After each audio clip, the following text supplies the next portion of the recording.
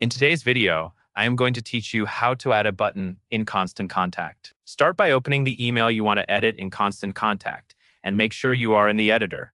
This is the design view where you can build your email layout and add new content blocks. Take a moment to scroll to the area where you want the button to appear, so it is easy to place it exactly where it will make sense for your reader. Next, look to the left-hand panel and click Tools.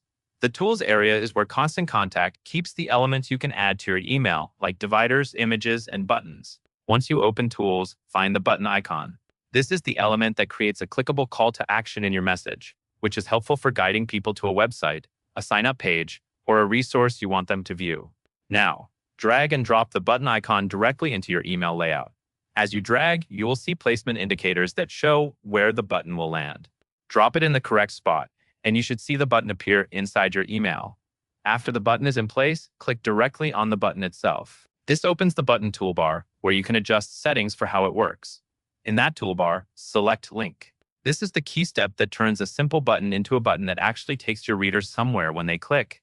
In the link options, choose Web Page if you want the button to send people to a website. You may also see options like Document or Email, which are useful if you are linking to a file or creating an email link instead. For a standard website link, choose Web Page, then paste your URL into the field provided. Make sure the link is complete and accurate so it opens correctly for your recipients. Finally, click Insert to apply the link to your button. At this point, your button is set up and ready to use. It is a good idea to double-check that the button is in the right location and that the link is correct before you send your email. And that is all there is to it.